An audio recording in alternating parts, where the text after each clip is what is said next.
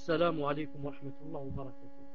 إن الحمد لله نحمده ونستعينه ونستغفره ونعوذ بالله من شرور أنفسنا ومن سيئات أعمالنا. من يهده الله فلا مضل له ومن يضلله فلا هادي له، وأشهد أن لا إله إلا الله وحده لا شريك له، وأشهد أن محمدا صلى الله عليه وسلم عبده ورسوله. يا أيها الذين آمنوا اتقوا الله حق تقاته ولا تموتن إلا وأنتم مسلمون. يا أيها الناس اتقوا ربكم الذي خلقكم من نفس واحدة وخلق منها زوجها وبث منهما رجالا كثيرا ونساء، واتقوا الله الذي تساءلون به والأرحام إن الله كان عليكم رقيبا. يا أيها الذين آمنوا اتقوا الله وقولوا قولا سديدا يصلح لكم أعمالكم ويغفر لكم ذنوبكم. ومن يطع الله ورسوله فقد فاز فوزا عظيما.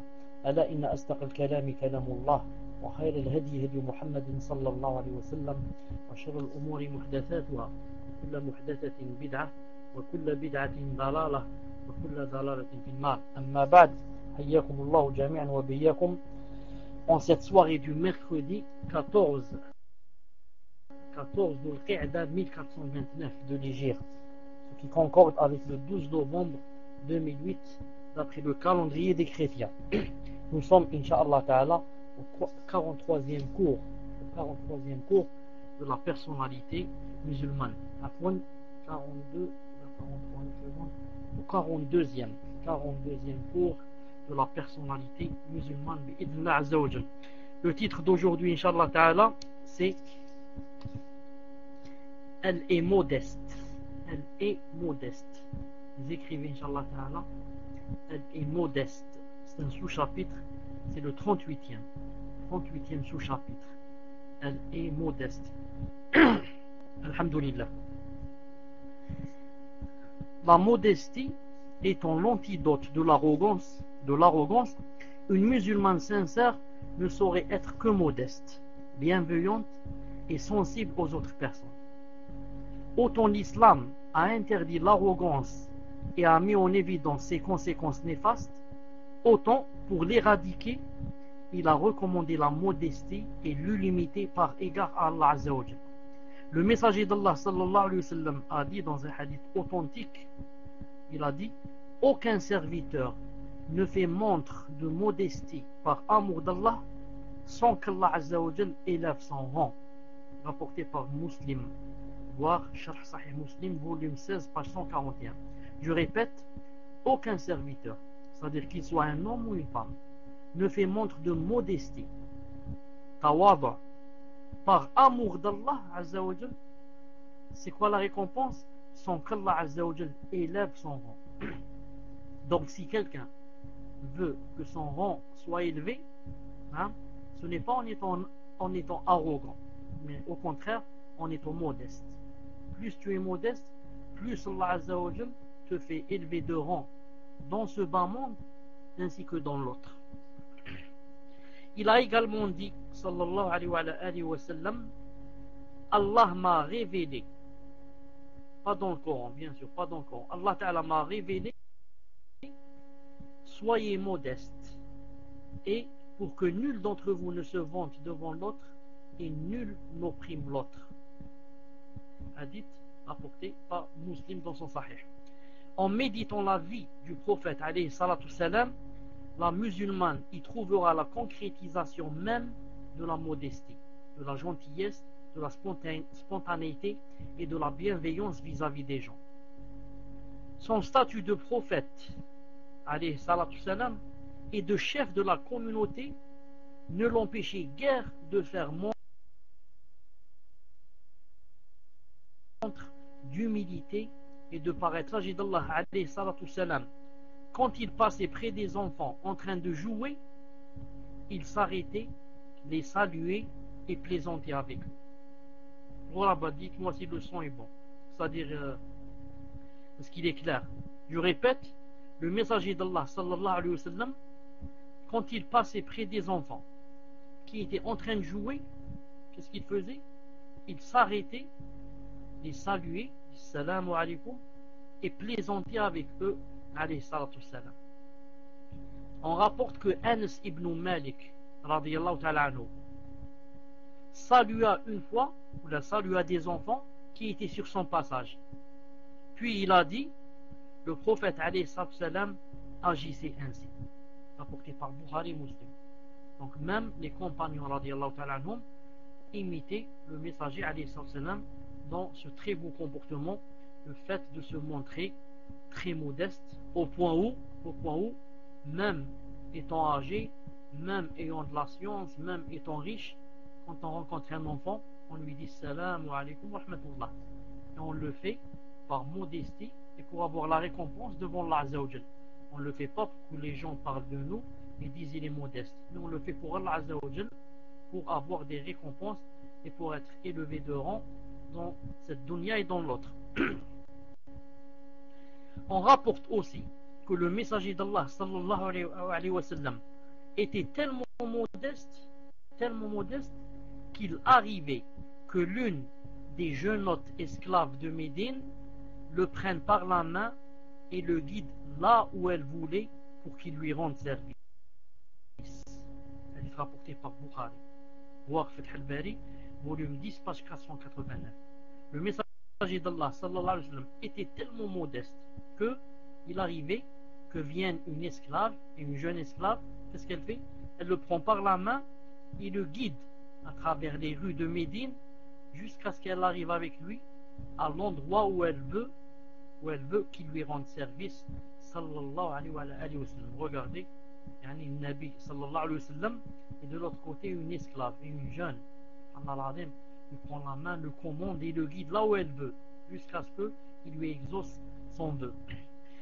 Le récit suivant de Tamim ibn Asad illustre de manière édifiante la modestie et l'affabilité du messager d'Allah sallallahu alayhi wa sallam. Muslim rapporte que Tamim ibn Asad radiyallahu ta'ala anhu a dit, arrivé auprès du messager d'Allah sallallahu alayhi wa sallam tandis qu'il prononçait un serment, je lui dis, ô messager d'Allah, un homme étranger qui ignore tout de sa religion est venu t'interroger là-dessus. Il interrompit alors son sermon et se dirigea vers moi. On lui apporta un tabouret sur lequel il s'assit, puis il se mit à enseigner de ce que Allah Azza wa Jal lui a enseigné. Il se met à enseigner à cette personne. Ensuite, il a repris son sermon alayhi salam jusqu'à la fin. Hadith rapporté par Muslim. Ainsi, vous remarquez, un homme étranger sollicitant un entretien avec un prophète ou un chef d'État vient à Médine, la capitale de l'État islamique, et accède à la mosquée sans aucun obstacle. Il n'est empêché ni par des barrières ni par une garde spéciale. Puis, lorsqu'il s'avance vers le messager d'Allah alayhi salam, qui fait un sermon aux croyants, moi j'ai lu dans Sahih Muslim qu'il était alayhi salam sur le minbar, personne ne s'oppose à lui ou bien essaye de l'en dissuader. Il suit son chemin sans être dérangé et va même jusqu'à oser interrompre le sermon. Ensuite, et c'est là le summum de la modestie, le messager d'Allah alayhi salam suspend son sermon et répond à sa demande en toute gentillesse. Les musulmans de nos temps qui assument la prédication et la da'wa et font le prêche pour Allah Azza wa Jal devraient méditer profondément ce récit, car il comporte des règles fort précieuses que chacune d'entre elles devrait respecter dans ses relations avec les gens. Le prophète alayhi salam était modeste et il recommandait à ses compagnons d'agir de la même manière. Il demandait à ses compagnons d'agir de la même manière. Par son comportement et ses propos, il enracinait en eux la modestie, l'affabilité et la gentillesse avec les gens. Je vais donner un autre exemple, Inch'Allah Ta'ala. En autre exemple, il leur montrait les manifestations de la modestie en leur déclarant qu'ils répondaient toujours à l'invitation de tous les croyants, y compris les pauvres, et qu'il acceptait tout cadeau qu'il lui faisait, fût-ce de valeur infime. Il leur disait: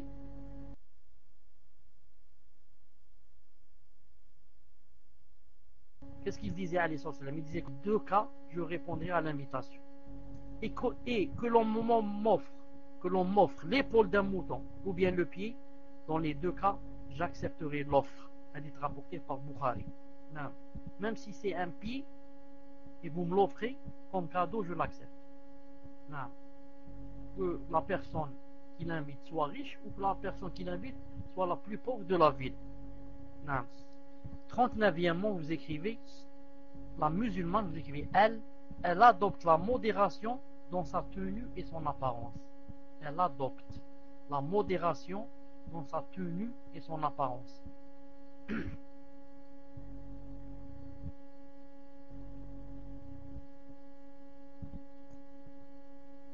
Donc c'est 39e mot, Inch'Allah. Elle adopte la modération dans sa tenue et dans son apparence. Non. Je vois personne qui écrit sur notre programme.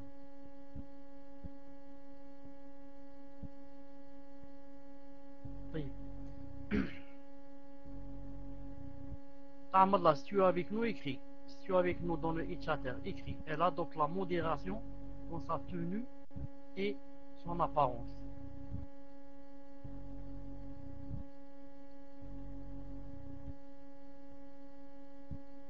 الغرابة لحظة إن شاء الله اشتفاق. الحمد لله. طيب. Une musulmane qui a parfaitement assimilé les enseignements de sa religion adopte la modération en toutes choses, notamment en ce qui concerne sa tenue vestimentaire. Non, notamment en ce qui concerne sa tenue vestimentaire. Bien qu'elle doive tenir à avoir une bonne apparence, elle évite l'extravagance et l'outrecuidance. Elle ne se laisse pas influencer par les voix suspectes qui l'incitent à être à jour. Non, mais elle doit être à jour, comme ça dit certaines voix. On doit être à jour en suivant la mode et ainsi à faire de l'apparence vestimentaire son souci principal, quitte à gaspiller son argent et son temps pour se sentir acceptable et intégré, comme le font certaines femmes ignorantes et peu utiles. Aussi, ne néglige-t-elle pas son apparence et son élégance modérée? Sur cette question, elle doit respecter les limites de la modération, qui est l'une des qualités que le Coran attribue exclusivement aux serviteurs du tout miséricordieux, Ibadur Rahman. Allah Ta'ala a dit, Coran 25, 67, il a dit: ceux qui, lorsqu'ils dépensent, ne sont ni prodigues ni avares, mais se tiennent au juste milieu. والذين إذا أنفقوا لم يسرفوا ولم يقتروا وكان بين ذلك قواما. نعم سورة الفرقان. نعم سورة الفرقان. Donc elle est au juste milieu, elle est modérée. La musulmane doit se garder de sombrer dans la servitude, à l'égard de la mode, car elle risque de devenir une esclave de la mode. Cette coutume vestimentaire, gérée par des maisons de couture dont les commanditaires sont dénués de toute vertu et ne se soucient guère du bien de la femme en général et la femme musulmane en particulier. Donc elle doit donc se garder de cette servitude vis-à-vis du luxe, car c'est une attitude condamnée par l'islam en raison de ses conséquences néfastes.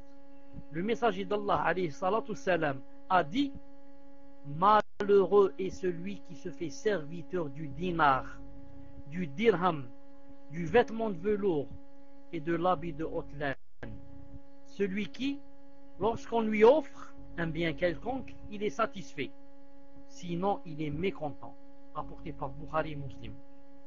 Vous avez remarqué ce qu'il a dit alayhi salam? Il a dit quelque chose de très grave. Il a dit: malheureux est celui qui se fait serviteur du dinar.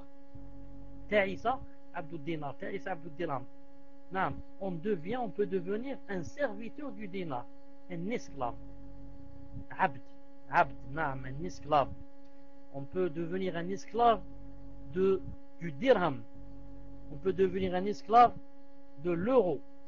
On peut devenir un esclave du dollar. Et comme ça, naam. Devenir un esclave, abd. Malheureux est celui qui devient l'esclave de quoi? Au lieu de devenir l'esclave, naam. Allah Azza wa Jal, il est l'esclave de qui? Il est l'esclave du dinar, l'esclave du dirham, l'esclave du vêtement de velours et l'esclave de l'habit de haute laine. S'enorgueillir de son apparence, se vêtir de luxe par pure ostentation et pour se pavaner devant les autres sont des attitudes condamnées et interdites par l'islam.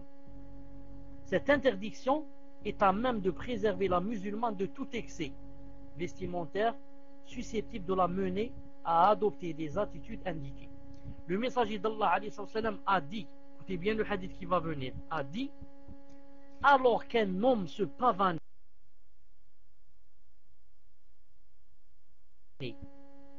fier, Allah Azza wa Jal le fit engloutir dans la terre, où il ne cessera de s'enfoncer jusqu'au jour de la résurrection. Hadith rapporté par Muslim, authentique. Voir Sharh Sahih Muslim, volume 14, page 64. Il y a un homme, autrefois, avant le messager d'Allah, peut-être au temps de Moussa alayhi salam, peut-être au temps de Isa alayhi salam, il n'a pas dit quand. Il se pavanait, ayant mis un double châle sur lui, se sentant très beau et arrogant, il a commencé à se pavaner en marchant dans la rue. Alors Allah Azza wa Jalla l'a puni en lui faisant quoi? En faisant ouvrir la terre, le sol sous lui, et il est descendu, et non seulement il est descendu, mais encore il ne cesse de descendre jusqu'à aujourd'hui, et il ne cessera de descendre jusqu'au jour de la résurrection. Maintenant qu'on est en train de parler, il est en train de descendre. Cette personne est en train de descendre. Subhanallah.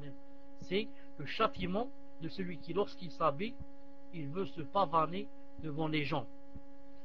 La toilette licite et l'élégance légale sont autorisées par l'islam. Elles sont même recommandées, car elles font partie des bonnes choses qu'Allah Azza wa Jal a permises aux croyants et aux croyantes.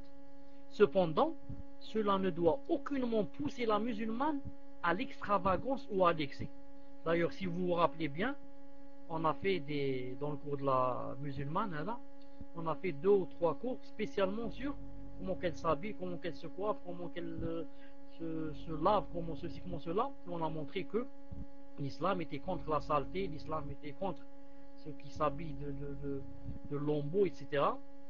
Mais il ne faut pas exagérer dans les deux sens, ni dans le sens où on devient comme un clochard et très sale, ni dans le sens où s'habiller jusqu'à se pavaner et devenir arrogant.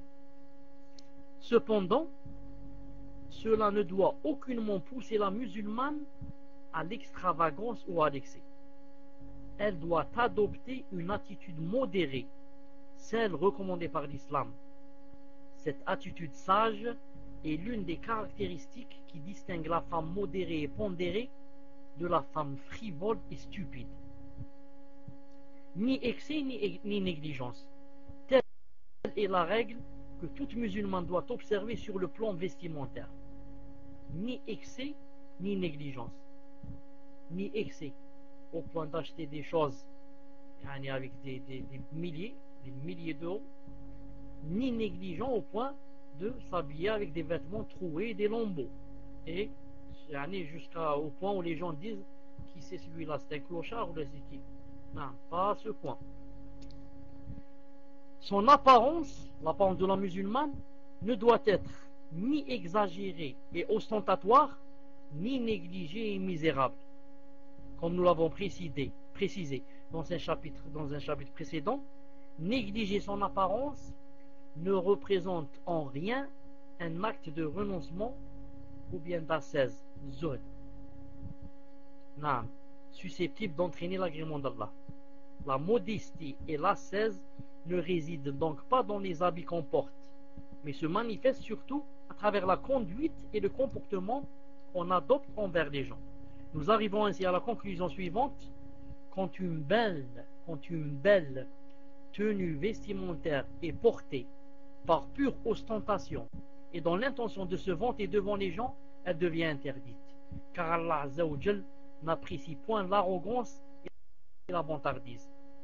Et quand par contre, une belle tenue vestimentaire est portée pour faire apparaître en tant qu'attribution accordée par Allah, elle représente alors un acte d'obéissance méritant la récompense et la rétribution d'Allah Azza wa Jal. Donc, cela dépend pourquoi je mets la belle tenue. La belle tenue, je vais mettre, cela dépend avec quelle intention je vais la mettre. Est-ce que c'est pour faire apparaître les bienfaits accordés par Allah, ou bien c'est pour l'ostentation, me vanter? Dans le premier cas, j'ai des récompenses.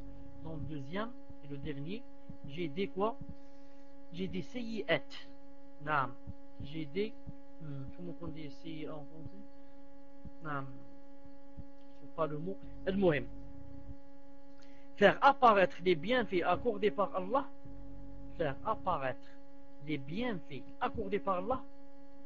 signifie qu'on ne doit pas, par pure avarice, se priver de jouir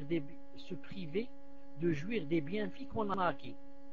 Car il s'agit là d'une attitude qui attire le mépris des gens et qui ne garantit aucune récompense auprès d'Allah Azza wa Jal. Se vêtir par ostentation, ça nous donne des péchés. Et, comme le précise le messager d'Allah alayhi salam dans un hadith, manifester les bienfaits qu'Allah nous a accordés est un acte de reconnaissance qu'Allah Azza wa Jal apprécie. Et comme l'affirme Cheikh l'Islam Ibn Taymiyyah rahimahullah, voir Majmou' al-Fatawa, volume 22, page 138-139. Qu'est-ce qu'il a dit? Il a dit: négliger son apparence par avarice relève de la mesquinerie. Je répète, négliger son apparence par avarice relève de la mesquinerie.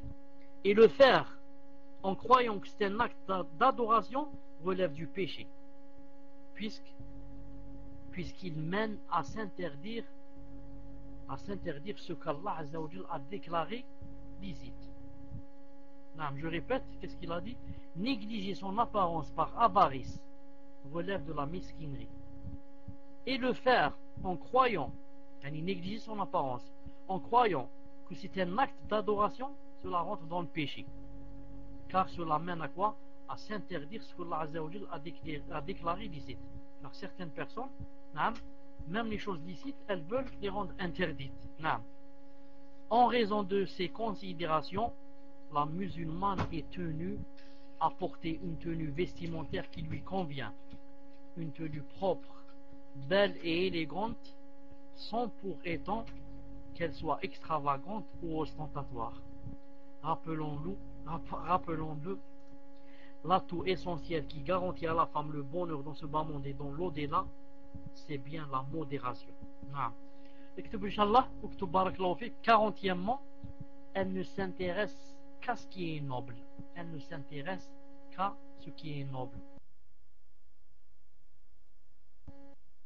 Donc 40e, Inch'Allah, elle ne s'intéresse qu'à ce qui est noble. Seules les choses nobles et sublimes doivent susciter l'intérêt de la femme musulmane. Les facilités de la vie et les inepties ne figurent ni dans le registre de ses aspirations, ni dans l'actif de son quotidien. C'est ce comportement qu'elle adopte, et c'est aussi le critère selon lequel elle établit ses relations avec les autres femmes. Autant elle n'accorde aucune attention aux banalités et aux niaiseries, autant elle préserve sa vie de tout lien d'amitié avec des femmes futiles qui passent leur temps à bavarder. Entre parenthèses, et il y en a beaucoup. Elle s'éloigne des occupations vaines, des futilités et des bassesses, et ne s'intéresse qu'à ce qui est noble et digne d'intérêt. Telle est la noblesse d'âme, et telle est la qualité qu'Allah Azza wa Jal aime, car Allah Azza wa Jal aime voir les gens et aime les croyants et les croyantes qui ont cette qualité. D'ailleurs, le messager d'Allah a dit, Allah Azza wa Jal est noble et il aime les personnes nobles, il aime tout ce qui est noble et déteste tout ce qui est futile. Hadith rapporté par Tabarani dans Mu'jam al-Kabir. Ses transmetteurs sont jugés dignes de confiance. Voir Mujma' al-Zawaid, volume 8, page 188. Naam. Donc, ici on est en train de parler de, si je puis dire, on est en train de parler de des gens qu'on côtoie et des amis. Et vous savez que en fait on est qui nous? On est d'après les gens qu'on côtoie. C'est comme a dit le messager d'Allah alayhi salam. Il a dit innama rajulu ala dini khalil falyanzur ahadukum man yukhalil. Le messager d'Allah alayhi salam a dit quoi? Il a dit que on est quoi? On est d'après les gens qu'on fréquente. Alors il faut voir qui on fréquente, c'est tout. C'est pour ça que les kuffars ont pris de ce hadith, ont pris le proverbe très connu qui dit dis-moi qui tu fréquentes, je te dirai qui tu es. En fait, ça c'est un hadith. Dis-moi qui tu fréquentes, je te dirai qui tu es. Innama rajulu ala dini khalil falyanzur ahadukum man yukhalil. Donc le messager de là a dit il y a 15 siècles cette chose. Et si la musulmane fréquente des sœurs qui sont masha'Allah, elle est obligée de devenir masha'Allah. Mais aussi le frère, s'il fréquente les gens de science, les gens qui ne parlent que de ilm, les gens qui, s'ils ne parlent pas de ilm et de science, à la rigueur, ils ne parlent pas de choses interdites. Des choses qui font comment dire, des choses qui éloignent d'Allah Azza wa Jal, des choses qui font durcir le cœur. Car à force d'écouter des choses qui ne sont pas bien, ou les choses de la dunya, le cœur s'éloigne d'Allah Azza wa Jal, ensuite il durcit. Donc plus on fréquente des gens qui sont bien, et plus c'est pour notre avantage. Et plus on fréquente des frères et des sœurs qui passent leur temps à bavarder, à parler dans le vide, et surtout c'est grave si on passe s'ils passent leur temps à parler sur les gens, ça devient grave, car ça devient un péché, ça devient un grand péché, un riba, et plus on devient comme eux, que l'Azza nous préserve. Et donc la compagnie, et la bonne compagnie est tellement importante que quoi? Que et les meilleurs amis pour les fréquenter, car c'est eux qui vont influer sur nous et on va changer d'après les gens qu'on côtoie. C'est impossible qu'un pieux par exemple, qu'un pieux côtoie les pervers, c'est pas possible, et vice versa. Et la compagnie a tellement d'importance que les Arabes autrefois disaient as-sahibu sahib, as-sahibu sahib. Ça veut dire à peu près en français que l'ami, si je peux dire as-sahibu, le compagnon, sahib, ça veut dire il te tire vers lui. C'est-à-dire que tu es obligé d'être comme lui. Et la compagnie, la bonne compagnie, a tellement d'importance que je vous ai dit une fois, Allah Azza wa Jalla a cité un chien dans Sourate Al-Kahf. Vous connaissez tous Sourate Al-Kahf, vous la lisez le jeudi soir ou bien le vendredi, où il est dit wa kilbuhum basitun dhira'ihi bil wasit. Allah Azza wa Jalla, il a dit le verset, il a parlé du chien qui a dit qu'il étalait ses jambes devant la caverne. Pourquoi Allah Azza wa Jalla a parlé d'un chien? Un chien a été cité dans le Coran. Alors un chien, vous connaissez, c'est la saleté, la souillure, et quand même il a été cité dans le Coran à cause de quoi? À cause de la bonne compagnie. Là, il était en compagnie de gens pieux qui se sont sauvés et se sont isolés, exilés par peur du gouvernement de l'époque, et c'était des gens pieux qui avaient peur de l'Azza wa Jalla. Et comme le chien les a suivis, c'était avec eux, l'Azza wa Jalla a mentionné ce chien dans le Coran, alors qu'il ne mérite rien. Juste pourquoi? parce que à cause de la bonne compagnie. Ensuite, n'oubliez jamais le hadith qui est dans le Bukhari Muslim, je vous l'ai cité plusieurs fois, qui parle des trois personnes qui sont parties à la forêt pour chercher du bois pour se réchauffer, et quand la pluie a tombé, ils n'ont pas trouvé d'issue que de rentrer dans une caverne. Ils sont rentrés dans une caverne, tout le monde connaît l'histoire, un grand rocher, leur a bouché la sortie. Alors ils ont dit maintenant, comment on va faire pour sortir? On n'a qu'une seule solution, c'est de quoi? C'est de commencer à faire des doigts. Et les trois personnes ont commencé à faire des doigts l'un après l'autre. Vous connaissez l'histoire en détail, c'est pas la peine de la citer. L'essentiel c'est quoi? Qu'est-ce qu'on tire comme profit? On tire comme profit que, regardez la bonne compagnie. Regardez, quand on est en bonne compagnie, on tombe dans un problème, et alhamdoulilah, Allah Azza wa Jalla a fait une issue. Parce que les trois étaient des gens pieux. Les trois étaient des gens qui ont fait des choses fi sabilillah. L'autre qui ne mangeait pas, il ne buvait pas sans avoir commencé par son père et sa mère, et l'autre qui n'a pas voulu faire la zina avec sa cousine par peur d'Allah Azza wa Jalla, et le troisième qui a fait travailler quelqu'un chez lui. Cette personne, quand il l'a payé, n'a pas accepté la paye, elle est partie, et l'autre a fait marcher son argent dans les affaires, etc. Quand il est revenu, il lui a donné tout ce qu'il a, tout le capital et la réponse, c'était beaucoup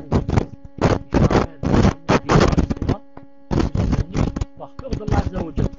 Sinon, il pouvait garder tout cela et dire à l'autre, voilà, je devais te donner 100 euros, tu les as pas pris, tu es venu maintenant, voilà tes 100 euros. Et il n'est pas obligé de lui dire, voilà tout ce que j'ai fait travailler ton argent. Les trois, c'était des pieux, ils avaient peur de Allah, ils ont fait des doigts, Allah leur a ouvert la caverne, en allant chez eux, tout le monde connaît l'histoire, ce qui nous intéresse ici, c'est la bonne préparation. Si maintenant les trois étaient des clochards ou des soulards, des gens qui font la zina ou des gens qui font l'usure, Allah a dit, vous savez, pas le doigt. Qu'est-ce qu'il a le micro? Vous m'entendez pas? Allah Azza wa Jalla n'exauce pas les doigts des personnes qui ne sont pas pieuses. Et je dirais encore mieux que cela, rappelez-vous, toujours dans la bonne fréquentation, rappelez-vous que la mauvaise fréquentation peut faire rentrer en enfer éternellement. Éternellement. Comme ça s'est passé à qui? Ça s'est passé à l'oncle du messager d'Allah, alayhi salatu salam, Abu Talib. Abu Talib, l'oncle du messager d'Allah, sallallahu alayhi wa sallam. Tout le monde sait que quand il était en train d'agoniser avant de mourir, le messager d'Allah est venu lui parler de l'islam. Il lui a dit, mon oncle, dis seulement cette phrase, c'est-à-dire Shahadu la ilaha illallah, Shahadu Muhammad abdu wa rasuluhu, et demain c'est moi qui te défendra devant Allah Azza wa Jalla. Et il avait hésité à dire cette phrase, et peut-être même qu'il allait la dire. Et voilà que brusquement, Abu Jahl et Abdullah ibn Abi Umayya, deux grands kuffars qui étaient présents, lui ont dit, comment oserais-tu renier la religion de tes ancêtres, et tu vas maintenant changer de religion. Alors bien sûr ils l'ont convaincu, et il n'est pas rentré en islam, et il est mort kafir, et c'est un éternel enfer qui l'attend, que l'Azza wa Jalla nous préserve. Tout ceci à cause de quoi? La mauvaise fréquentation. Si ce n'était pas Abu Jahl et l'autre Abdullah ibn Abi Umayya qui était présent, si c'était Abu Hurayra qui était présent, ou bien Mu'adh ibn Jabal, il l'aurait dit, Naam, fais comme te dit le messager d'Allah, rentre en islam. Mais la mauvaise fréquentation, comme vous voyez, elle peut faire rentrer quelqu'un éternel en enfer. Allah Azza wa Jal nous préserve. Naam. Voilà pour aujourd'hui, Inch'Allah Ta'ala. Mettez, Inch'Allah Ta'ala, le Coran. On se rencontre dans 5 ou 10 minutes. Subhanallah wa bihamdik. Ashhadu an la ilaha illa ant astaghfiruka wa atubu ilayk. J'espère que les questions seront prêtes. Bi'idhnillahi Azza wa Jal. Assalamu alaikum wa rahmatullahi wa barakatuh. Assalamu alaikum wa rahmatullahi wa barakatuh. Hayakumullah, encore une fois, on commence Inch'Allah Ta'ala sans tarder. On commence Bidna Azza wa Jal. Vous connaissez le règlement Inch'Allah Ta'ala. 2 sur le paltok et 1 sur le Ichata. Naam. On commence Inch'Allah Ta'ala par Salafiyya Inch'Allah Ta'ala. Ensuite, si quelqu'un remarque dans la salle la présence d'une sœur qui s'appelle Ansariyatun Salafiyya ou quelque chose comme ça. Salafiyatun Ansariyya ou quelque chose comme ça. Qu'ils me le disent Inch'Allah Ta'ala. Fadlan Inch'Allah, on commence. Il n'y a personne qui lit la question. Je suis en train d'attendre. Ça fait déjà presque une minute. Il n'y a personne qui a lu la question. Fadlan. Assalamu alaikum wa rahmatullah. Excusez-moi parce que j'avais pas le micro, il passait pas. Alhamdulillah. Donc la question de Salafien, Inch'Allah. Assalamu alaikum, Cheikh. Une ourte dit avoir lu plusieurs fois que mode mutnam. Excusez-moi. Donc je répète la question. Salam alaikum Cheikh. Une ourte dit avoir lu plusieurs fois que dès lors que la femme est ménopausée, celle-ci peut enlever son voile. Est-ce que c'est sahih? Barakallahu fikum, hayakumullah, qu'Allah vous accorde le firdaus. Amin. Voilà, Cheikh, تفضل بالجواب إن شاء الله. Wa alaykum salam wa rahmatullah wa barakatuh. En fait, cette chose qu'elle vient de dire, Inch'Allah Ta'ala, ce qu'elle vient de lire, elle ne l'a pas bien comprise. Non, elle ne l'a pas bien comprise. Et ce n'est pas chaque femme qui est dans la ménopause peut enlever le voile. Sinon, alors toute femme qui a 50 ans, ou 45 et plus, alors elle va enlever le hijab, le jilbab, et elle va marcher comme ça dans la rue en montrant ses cheveux et ça. Non, ce n'est pas comme ça, Inch'Allah Ta'ala, mais quand elle est en ménopause et qu'elle est assez vieille, non, et qu'elle n'a plus dans son intention de se marier, non, dans ce cas, quand elle est dans la maison, non, elle a le droit d'alléger un peu, non, en ce qui concerne son voile. Mais l'enlever complètement devant les étrangers, les gens qui sont étrangers, elle n'a pas le droit de cela jusqu'à ce qu'elle rencontre Allah subhanahu wa ta'ala. Jusqu'à ce qu'elle rencontre Allah subhanahu wa ta'ala. C'est juste une question d'alléger un peu. En classe, elle n'a plus envie de se marier quand elle a atteint l'âge de la ménopause. Bi'idhnillahi azza wa jalla. Je voudrais dire à Salafiyya Ansariyatun, si elle est là, elle écrit numéro 1, je vais enlever le rouge, si c'est elle. De toute façon, Inch'Allah Ta'ala, pour vous donner des détails de quoi elle doit alléger, car certains doivent se poser la question, elle allège comment, etc. Je le ferai, Inch'Allah Ta'ala, très bientôt. Très bientôt, Inch'Allah, je vous dirai exactement ce qu'elle doit faire, car c'est très important par rapport à la femme, bien sûr. Non. J'attends Ansariyatun. Est-ce qu'elle a écrit numéro 1 sur le parton? Et pour ne pas perdre de temps, on passe à l'autre question, Inch'Allah Ta'ala. Cheikh, elle est là, sur le paltok, elle a mis donc, un message. Donc la question c'est Mohamed 83 460. On vous a enlevé le raid, Inch'Allah, posez votre question. Mohamed, vous êtes avec nous? Mohamed 83 460. Si vous n'arrivez pas à poser la question sur le tableau, posez-la en 2 fois, 3 fois. Si elle passe pas. Sinon, en PV. Inch'Allah. Naam, il y a des personnes qui invitent dans d'autres salons. N'hésitez pas à nous le dire en PV et n'acceptez pas l'invitation. Mais de toute façon, ce sont des salons de sectes. Donc si on peut pas, on va passer au suivant. Si vous n'arrivez pas, Mohamed, de passer votre question en PV, si vous n'arrivez pas à la mettre sur le salon. Alors, Abdelwahid, je vous ai enlevé le raid, à vous de poser la question. Tfaddal, Akhi. Abdelwahid, à vous de poser la question sur le tableau, Inch'Allah, allez-y. Je vous ai enlevé le raid. Pour pas perdre de temps, Inch'Allah, préparez vos questions à l'avance. Déjà, on gagne du temps et en même temps, le cheikh, il fait pas des efforts pour rien. Il vient pour répondre à vos questions. Donc, faites un effort de votre côté, Inch'Allah. Barakallahu fikum. Abdelwahid, vous êtes avec nous, Inch'Allah? Je vous laisse le micro, cheikh. Tfaddal, cheikh.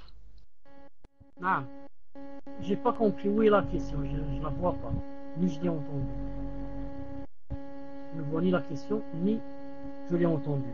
Voyez, alors moi, pour que je ne perde pas de temps, je parle à Ansariya. Est-ce que c'est toi qui a soulevé la question de la tombe? On a parlé une fois de la tombe et du moment qu'on passe là-bas. Est-ce que c'est toi? Non. C'est toi qui es numéro 1 parce que moi j'ai une question à te poser. Si c'est toi, j'attends Inch'Allah la réponse sur le pas. Et Ibn al-Qayyim, pour ne pas perdre de temps, je vous laisse le micro pour lire la question. Donc la sœur Ansariya Salafia a répondu. Donc moi je vais lire la question. Après Inch'Allah vous lui poserez votre question. La question de Abdelwahid. Salam alaikum wa rahmatullahi wa barakatuh. Je voudrais savoir si la femme si nous on voit Cheikh sur le tableau, peut-être que vous voyez pas son écriture, mais je vais le mettre Inch'Allah sur le chatter. En même temps vous le verrez bi'idhnillah. Je continue Cheikh à poser la question du frère Abdelwahid. D'accord, Inch'Allah. Donc la question du frère Abdelwahid. Salam alaikum wa rahmatullahi wa barakatuh. Je voudrais savoir si la femme qui est de l'avis de Cheikh Al-Albani rahimahullah que le niqab n'est pas une obligation, peut-on porter le niqab de temps en temps, le temps de se faire au niqab, de s'y habituer? Voilà, Cheikh, tfaddal, jazakumullah khair. Wa alaykoum assalam wa rahmatullahi wa barakatuh. Naam, en ce qui concerne la femme naam, qui a été convaincue de l'avis de Cheikh Al-Albani rahimahullah, entre parenthèses, c'est l'avis des 4 écoles, Imam Malik et Abu Hanifa, Shafi'i et Imam Ahmed, qu'il n'est pas obligé pour la femme de cacher son visage. Dans ce cas, il lui est permis de le cacher quand elle veut. Je répète, si elle est convaincue qu'il n'est pas obligé pour la femme qu'elle cache son visage, et maintenant qu'elle veut le cacher avec l'intention pour s'habituer à le cacher plus tard, qu'elle le fasse. Pourquoi? Parce que ça devient pour elle juste quelque chose de conseillé, mustahab. Ce n'est plus quelque chose d'obligé. Donc si elle le cache, elle a des récompenses. Si elle ne le cache pas, elle n'a pas de péché. Donc elle peut le faire dans les moments où elle veut, avec les gens où elle veut. Le prochain. Donc je reviens à Ansariyatun. Puisque moi je n'ai pas trouvé le hadith, je l'ai bien cherché, je ne l'ai pas trouvé. Le hadith qui parle du moment qu'on passe dans la tombe, et que je n'ai trouvé que le hadith qui dit du moment qu'on passe le jour de la résurrection. Je voudrais savoir maintenant, c'est-à-dire c'est moi qui vais poser la question, je voudrais savoir si tu peux me dire dans quel cours tu l'as entendu, dans quel cours, le numéro du cours où tu l'as entendu, et si c'est possible que tu réécoutes, car il me semble que c'est impossible que je dise par exemple une chose comme ça sans citer son délit. Le délit est un peu avant ou bien un peu après. Il est impossible que je dise comme ça, c'est la durée, sans dire vu le hadith authentique qui se trouve dans tel ou tel livre. Là, ça m'a étonné et j'ai oublié de te poser cette question. Donc je te pose cette question. Ou du moins, si tu ne te rappelles pas très bien, du moins, Inch'Allah Ta'ala, dis-moi, essaye de me dire, de me donner au moins un mot du hadith, pour que je le cherche moi. Donne-moi un mot du hadith, comme j'ai dit dans le hadith, j'ai employé une phrase, le messager d'Allah a dit ceci. Donne-moi au moins une phrase du hadith pour pouvoir trouver la suite, Inch'Allah Ta'ala. Bien sûr, ce n'est pas obligé pour aujourd'hui, mais Inch'Allah Ta'ala pour la prochaine fois. Wallahu Ta'ala a'lam. Tfadl Inch'Allah Ta'ala, le suivant. C'est la question sur Itchater, Inch'Allah. La question du frère Ibn Mustafa. Salam alaikum. Je voudrais parler avec le shir à la fin, Inch'Allah, barakallahu fikum. Donc le frère vous demande s'il peut vous parler à la fin du cours, shir. Et on passe donc à la question de Ubaydillah. Non, c'est pas ça. Donc c'est la même. D'accord, très bien. Donc je la lis. J'ai la question. C'est ça, Akhi Ibn Qayyim? Non. Donc c'est Islam Din. On va passer à Islam Din. Je vous enlève le raid. Islam Din, vous êtes avec nous, Inch'Allah? Voilà. Ça, c'est pas une question. C'est pas une question, celle de Ibn Mustafa. Donc je vais lire la question de Islam Din. Après on passe sur Paltok, Inch'Allah. Quand vous terminez Islam Din, mettez 1, Inch'Allah. Alhamdulillah. Mettez 1 si vous avez terminé. Salam alaikum, Shir. Un de nos frères, avant de se rendre à la mosquée pour Salat Subh, fait l'adhan chez lui et prit 2 unités de prière al-Fajr. Vous voulez savoir si c'est bien ce que fait le frère, c'est ça, Islam Din? Que dites-vous donc de l'acte que fait le frère, c'est-à-dire le adhan qu'il fait chez lui et la prière, et les 2 unités de prière avant le Fajr? Voilà. C'est bien ça, Islam Din? Fadal Cheikh Biljawab, Inch'Allah. J'espère que vous avez compris. Alaykoum salam, rahmatullah wa barakatuh. Je ne sais pas ce qui se passe pour les admins, mais je vais lire la question pour ne pas perdre de temps. Salam alaikum. Un de nos frères, avant de se rendre à la mosquée pour la salat subh, fait l'adhan chez lui et prit 2 unités de Fajr, prière al-Fajr. Qu'en dites-vous, Cheikh, de l'acte qui est l'adhan? Jawab, bismillah ar-Rahman ar-Rahim, wa salatu salam ala ashraf al-mursalin. Le adhan, on ne le fait que pour faire la salat obligatoire. Quand je vais faire la salat obligatoire, je fais le adhan bi'idna azza wa jal. Maintenant, pour cette personne, ce qu'elle doit faire, elle doit faire une nafila, salat al-fajr, les 2 rak'at, elle les fait à la maison sans adhan. Elle les fait à la maison sans adhan. Ensuite, elle va à la mosquée pour faire la prière en groupe. Ce n'est pas la peine qu'elle fasse le adhan parce qu'elle ne va pas faire l'obligatoire à la maison. Si par exemple elle va aller faire salat subh à la maison, elle fait l'adhan, ensuite elle fait la prière du fajr, ensuite la prière du subh. C'est comme on fait l'adhan à la maison, on fait les 4 avant le dhuhr et ensuite on fait salat al-dhuhr. Ensuite je fais une autre remarque, la question des fois sur le paltok et sur le hitchater, des fois ce n'est pas la même, ou bien des fois elle est plus courte. Je viens de remarquer que sur le hitchater la sœur a dit, est-ce qu'en faisant cela elle est hypocrite, etc., en mettant le niqab de temps en temps, et ça n'a pas été cité sur le paltok.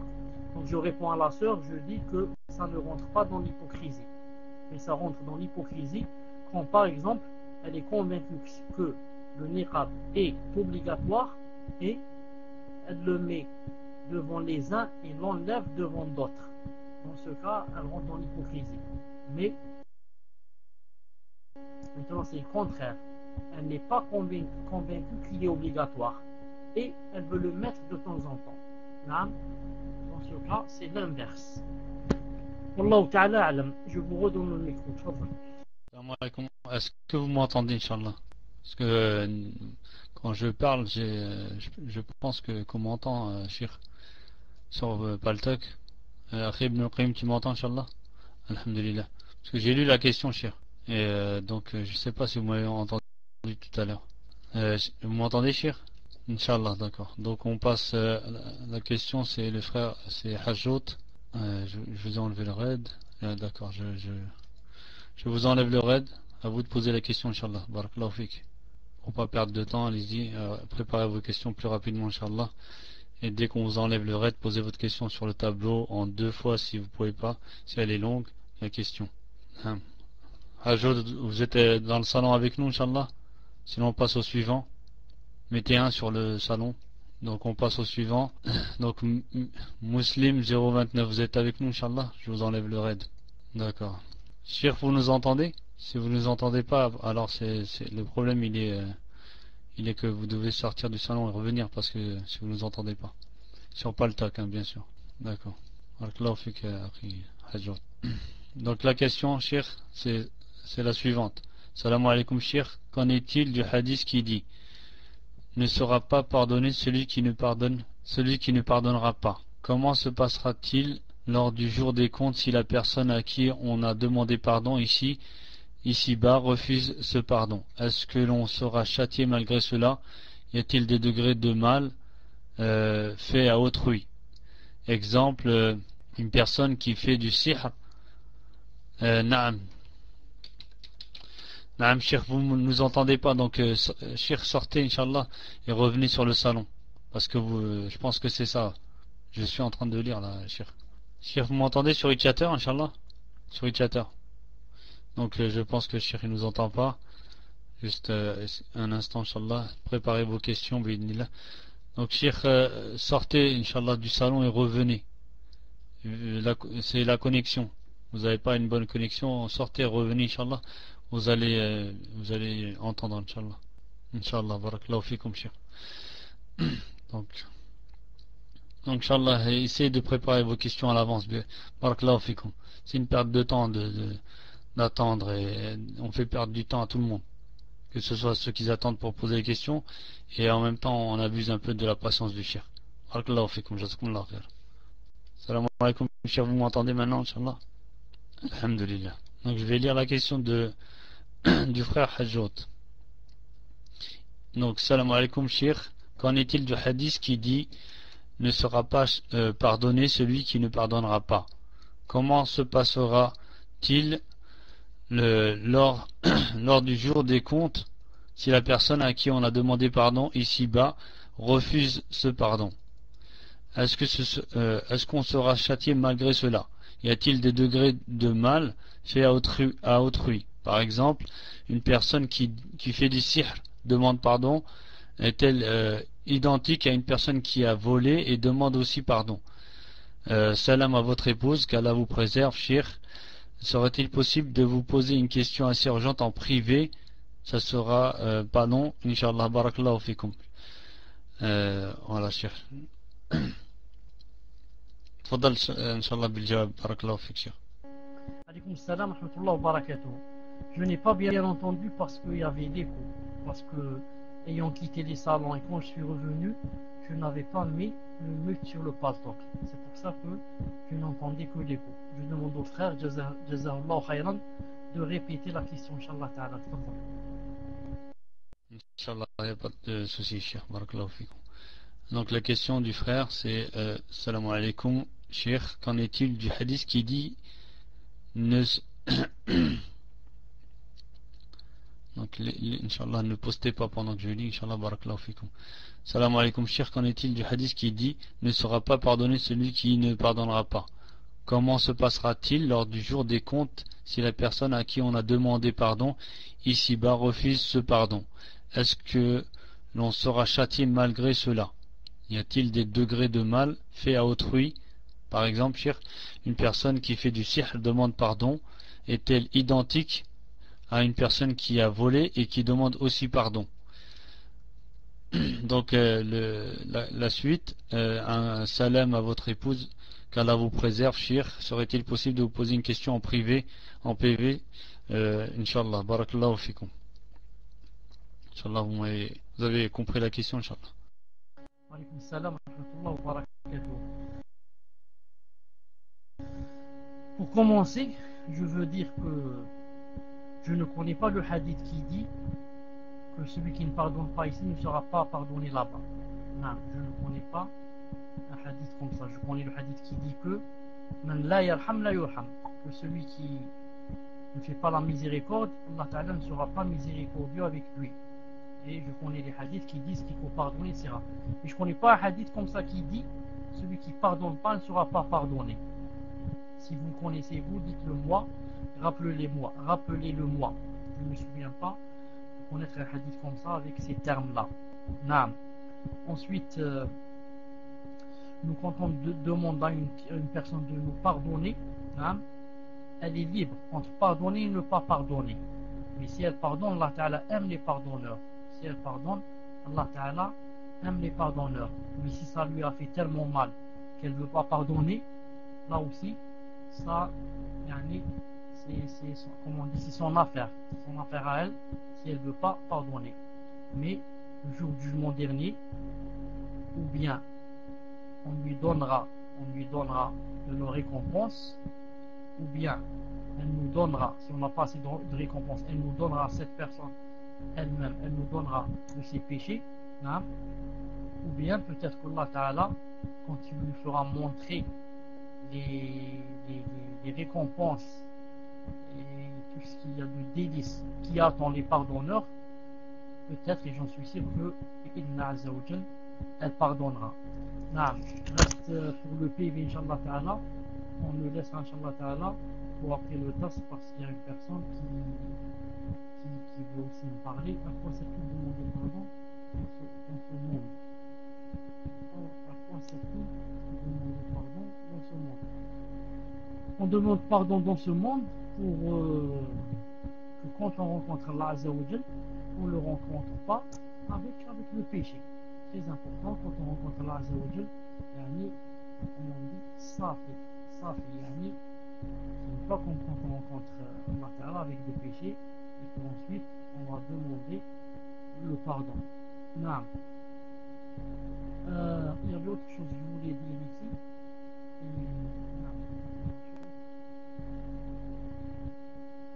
Elle a dit, est-ce qu'il y a une différence quand on fait le sihr ou là quand on fait autre chose, quand on demande pardon?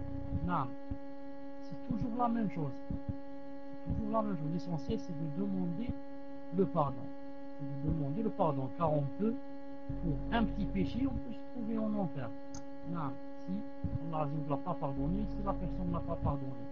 Et au contraire, après avoir fait un grand péché, si on demande le pardon, on peut se trouver au paradis. Si la personne a pardonné, et si Allah Azza wa Jal a pardonné. Wallahu Ta'ala a'lam. Faudra Inch'Allah le suivant. Quant à mon épouse, alayki wa alayhi salam. Donc, Inch'Allah, on va passer à la question du frère Muslim 029. Cheikh, oui, on entend mal. Je pense que votre micro est éloigné, parce qu'on a entendu, mais très mal. Donc, le frère alors, Muslim 029 est avec nous, Inch'Allah, qui mette 1 sur le tableau s'il est avec nous et il pose sa question. En fait, mon micro était tombé, je ne l'ai pas remarqué. Non, je ne l'ai pas remarqué. C'est pour ça que si vous voulez me faire la remarque, il faut m'écrire dans les deux salons. Car, comme tout à l'heure, par exemple, j'étais sur le pasteur qui vous aviez écrit sur le e-chatter. Je n'ai pas remarqué. C'est pour ça que si vous voulez me faire la remarque, il faut écrire dans les deux salons, car des fois je suis ici, des fois je suis là-bas. Tfadla, Inch'Allah, prends le micro. Salam alaikum. Donc la question du frère Muslim 029, c'est la suivante, Cheikh. Salam alaikum wa rahmatullahi wa barakatuh. Je suis marchand, j'ai acheté un lot de vêtements pour le revendre où se trouvent des représentations d'animaux, exemple le coq sportif. Le coq sportif, c'est pas une vraie photo de coq ou puma. Quel est le jugement yani shara'i? J'ai plusieurs avis différents. Que dois-je faire étant donné que j'ai investi une forte somme dans ce lot? Jazakumullah khair. J'ai commencé à vendre sans savoir. Tfaddal, Inch'Allah, Cheikh, si vous avez entendu. Barakallahu fikum. Wa alaykum salam wa rahmatullahi wa barakatuh. Ça, en principe, on ne doit pas vendre des choses où il y a des représentations et des figurines. Il y a une chose, quand une personne, par exemple, disons par exemple qu'elle a vendu, si on supposait que cette personne a déjà vendu tous ses habits, ensuite elle vient d'apprendre qu'il ne faut pas vendre ce genre d'habits, son argent est halal. Pourquoi? Parce que elle a appris que c'est interdit après avoir vendu. Non. Mais ici, si vous remarquez, la personne a appris que c'est interdit avant de vendre, ou alors au moment où elle vendait. Au moment où elle vendait. Non. Je crois qu'elle a dit qu'elle a vendu déjà quelque chose. Non. Donc si cette personne a déjà vendu quelque chose de ses habits, les choses qu'elle a vendues, non, son argent c'est halal. Pourquoi? Parce qu'elle ne savait pas que c'était haram. Et maintenant où elle a su que c'est interdit, si elle a dit il y a plusieurs avis, si elle est de l'avis qui dit que rien n'est permis, même les petites choses comme ça, elle doit arrêter de vendre. Non, si elle est de l'autre avis qui dit les petites choses comme ça, non, pour les enfants etc. c'est permis, dans ce cas elle vend et la prochaine fois elle s'en éloigne pour sortir des choux et des ambiguïtés. Mais l'avis le plus sûr, Inch'Allah Ta'ala, c'est d'essayer de trouver comment changer la marchandise, la changer en prenant cette marchandise par exemple chez un couturier, en lui disant par exemple de masquer la tête ou bien de la teinter ou bien de faire changer la figurine de façon à ce que ou bien elle paraisse pas du tout ou bien qu'elle paraisse sans tête, au moins qu'elle paraisse sans tête. C'est l'avis le plus prudent. Bi'idhnillahi azza wa jalla. Tfadhal Inch'Allah le prochain. Donc on passe à Itchater, Inch'Allah. Faqira ilallah. Je vous enlève le raid, Inch'Allah, et posez votre question. Est-ce que vous m'entendez? Faqira ilallah. Alhamdulillah. Une fois la question posée, mettez 1 pour dire que c'est la fin. Inch'Allah. Barakallahu fikum. Est-ce que la question est terminée? Inch'Allah. Alhamdulillah. D'accord. La question suivante, Cheikh. Assalamu alaikum wa rahmatullahi wa barakatuh. Une personne voulant accomplir le Hajj, son avion atterrit à Jeddah, puis elle continue son voyage vers Al-Madina, et ensuite se met en ihram à Dou Al-Hulayfa. C'est ce qui est écrit sur la question, Cheikh.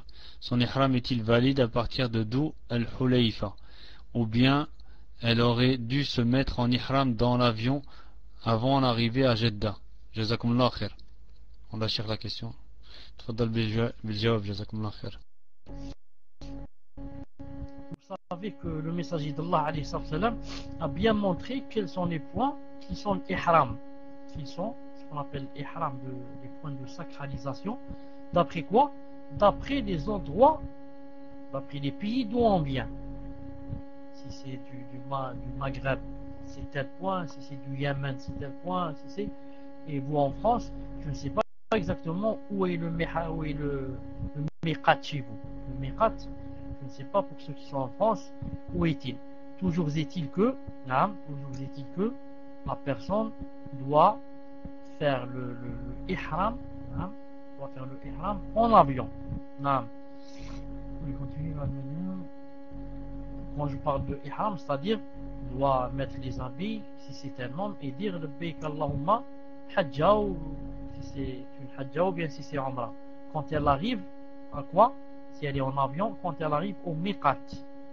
Le miqat, quand on est en plein avion, on dit aux gens, par exemple dans 2 minutes on va rentrer au miqat, on va arriver au miqat.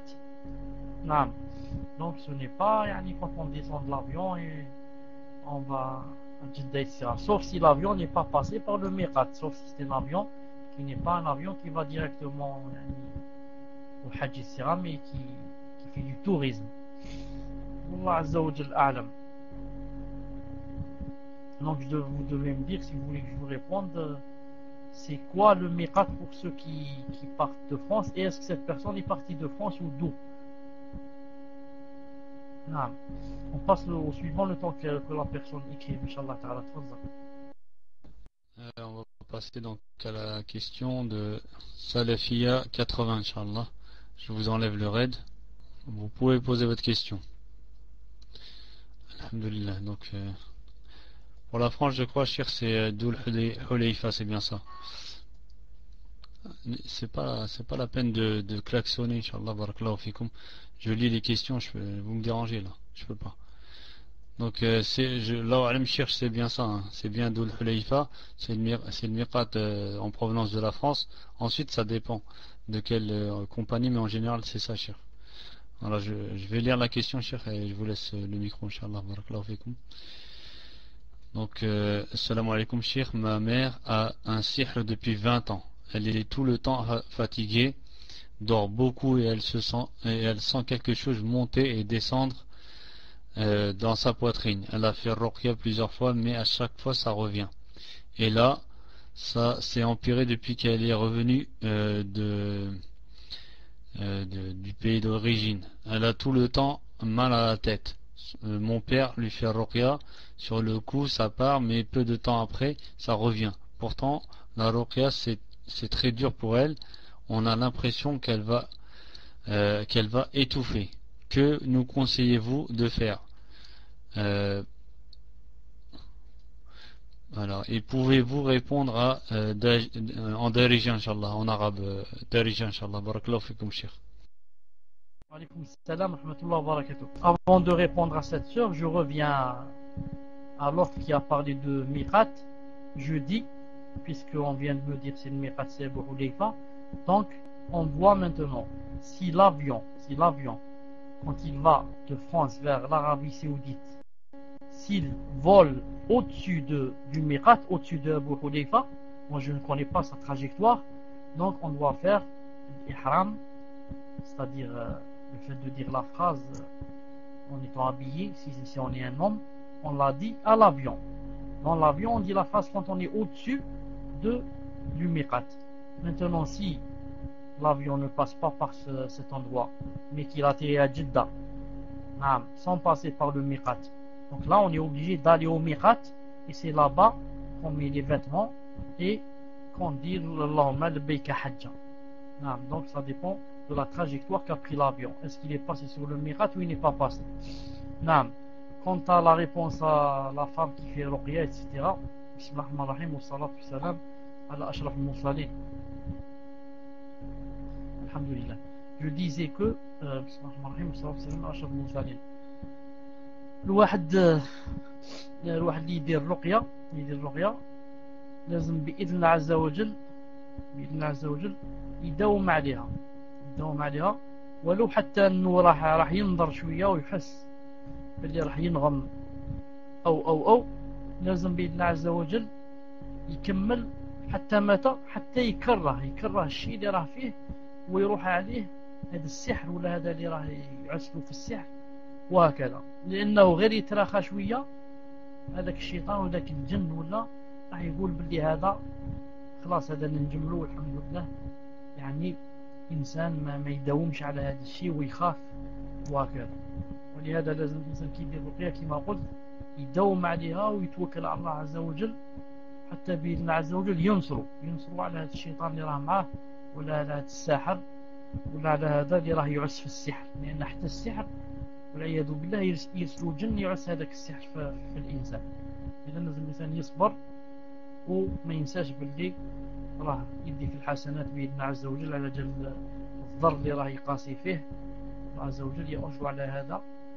وننصح حاجة أخرى، هو أنه الإنسان دائما أيضا يعني يشوف إلى المرض تاعو، يعني أكيد أنه مرض تاع رقية، أنه تارة يكون مرض عنده علاقة مع الطب ومشي مع الرقية. لهذا لازم يتيقن بلي المرض تاعو مثلا ماهوش لا طونسيون، لا طونسيون الضغط عارفين كامل بلي يدير السطر تاع الراس، السطر يعني ثقيل جدا، وما يكونش مثلا شقيقة اللي يعيطوا لها شقيقة، يعني راسها يسطر فيه النص يسطر ونص ما يسطرش. لأن إذا كانت مثل هذه الأمور الإنسان ما لازمش يعني يقصر في أخذ الدواء وفي الرجوع للطبيب أيضا ليعطيه باش يعطيه الوصفة المناسبة. احنا من جهتنا ندعو لهذه المرأة، نسأل الله العظيم رب العرش العظيم يشفيها، نسأل الله العظيم رب العرش العظيم يشفيها، وأن يذهب عنها بأس الشيطان، وأن يذهب عنها هذا الضرر، وأن يذهب عنها هذا المرض، وأن يشفيها عن قريب، وأن يعيد لها صحتها. آمين يا رب العالمين. تفضل إن شاء الله تعالى. Donc on va passer à la question de Soufiane, Inch'Allah. Donc on vous a enlevé le raid. Soufiane, à vous, Inch'Allah, posez votre question. Alhamdulillah. Donc on a été posé en PV. Donc Soufiane demande, Cheikh, Inch'Allah, une fois que la question est terminée, tu mets 1, Inch'Allah, Ibn al-Qayyim. Donc les questions, ils s'opposent sur le tableau, Inch'Allah, pas en PV. Pour certains frères, vous levez la main, Inch'Allah, dans le salon, et chacun son tour, bi'idnillah. Barakallahu fikum. Donc, salam alaikum wa rahmatullah, Cheikh. J'ai une question d'une sœur hospitalisée actuellement qui vous avait déjà posé une question par rapport à la balnéothérapie et à la morphine. En fait, elle est actuellement à l'hôpital et rien ne fait effet sur elle à part la morphine. Elle a pu éviter d'en prendre la semaine dernière, mais aujourd'hui les médecins la forcent à la prendre, voyant comment elle souffre. De plus, les médecins jugent qu'aucun traitement ne peut la soulager et que si elle continue sans morphine, son corps va s'habituer aux médicaments et plus rien ne fera effet. Que doit-elle faire? Allah Cheikh, barakallahu fikum. Wa alaykoum salam wa rahmatullahi wa barakatuh. Je n'ai pas compris que ça veut dire ici la morphine. Si c'est une piqûre ou c'est quoi? J'attends la réponse. La morphine, c'est donc si on l'injecte, c'est un produit qui fait disparaître la douleur.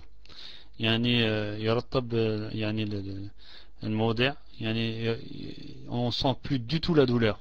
Et c'est une drogue. Cette drogue-là, donc, c'est comme une drogue. On n'a plus mal. Et donc, c'est assez dangereux en fait. Mais c'est administré aux gens qui sont assez graves, c'est-à-dire qu'ils peuvent plus, c'est-à-dire ils souffrent tellement que la douleur elle est forte qu'on leur donne de la morphine. Comme à la guerre, pendant la guerre, quand il y avait des blessés, on leur donnait cette morphine-là. Voilà, Cheikh, tfaddal, barakallahu fikum. En fait, tu veux dire Allah subhanahu wa ta'ala a'lam. Si on la force, ce n'est pas elle qui l'a demandé, on la force, car il n'y a que cette solution.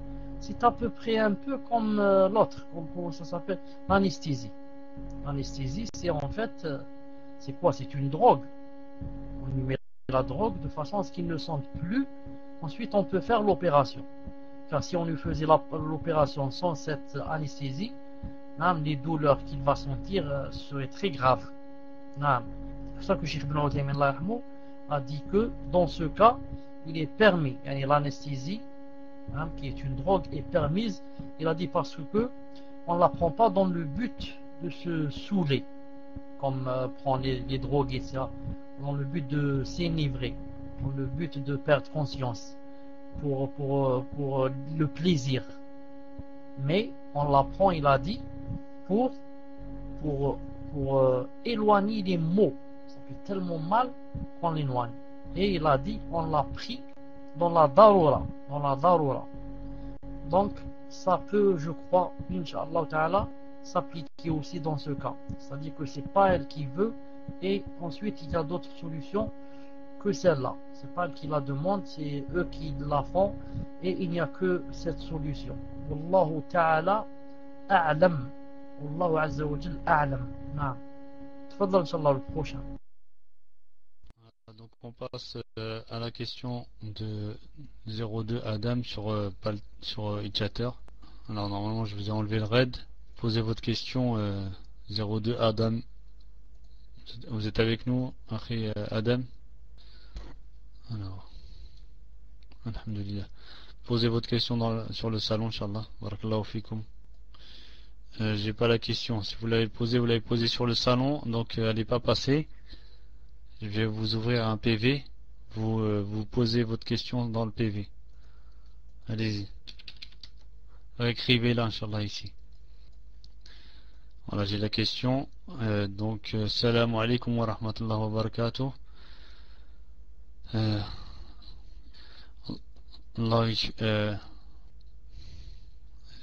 C'est mal écrit. Je vois mal. Non, parce qu'en fait, vous l'avez écrit en italique, on voit mal. Donc, une sœur dit, je suis une femme qui élève ses enfants seule en France, alors je suis obligée de travailler. On me demande d'enlever le voile au lieu de travailler. Est-ce que c'est permis dans la religion? Voilà, une seule question, Inch'Allah, c'est comme ça, c'est la règle, une seule question. Donc la question, je la répète, on ne sait jamais. Salam alaikum wa rahmatullahi wa barakatuh. Une sœur dit: je suis une femme qui élève ses enfants seule en France alors je suis obligé de travailler. On me demande d'enlever le voile au lieu de travail. Est-ce que c'est permis en religion? Voilà, barakallahu fikum. Wa alaykum assalam wa rahmatullahi wa barakatuh. La hawla wa la quwwata illa billah al-ali al-azim. Ce n'est pas permis, ce n'est pas permis d'enlever le voile, car enlever le voile, c'est quoi? C'est l'une des raisons qui interdit l'accès au paradis demain devant Allah Azza wa Jal. Enlever le voile, ça veut dire c'est s'interdire l'accès au paradis demain quand on rencontre Allah Azza wa Jal, comme dans le hadith authentique quand il a dit alayhi salam: kasiyat ariyat la yadkhulna al-janna wa la yajidna rihaha. Il a dit que non seulement elles ne vont pas rentrer au paradis, celles qui sont comme ça, mais encore elles vont même pas sentir son odeur. Alors le paradis a une odeur, elles vont même pas sentir son odeur.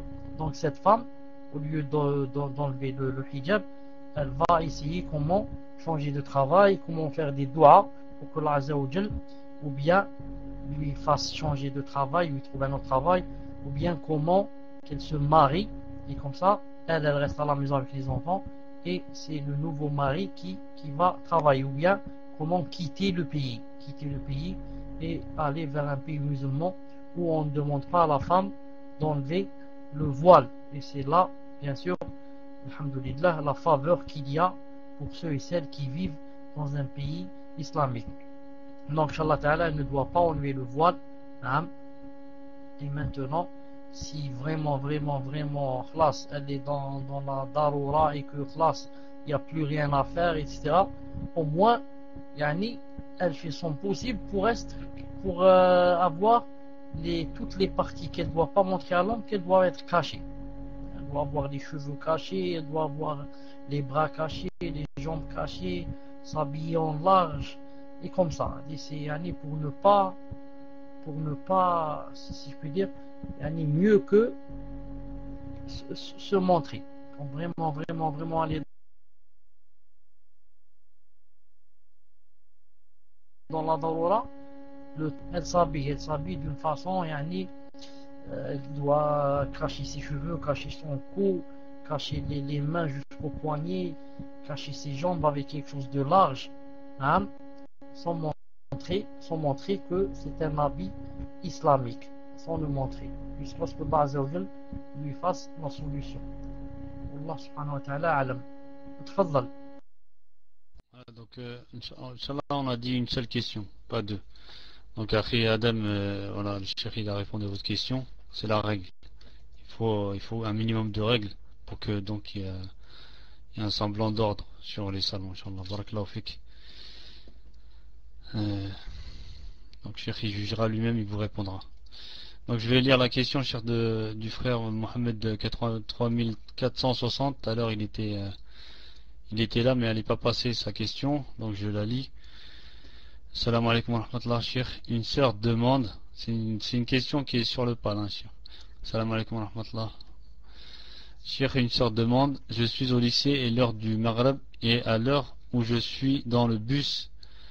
Ici, le Maghreb, il est à 17h19 et j'arrive chez moi à 6h. Sachant que si j'attends d'être rentré chez moi pour la faire, elle sortira de son heure.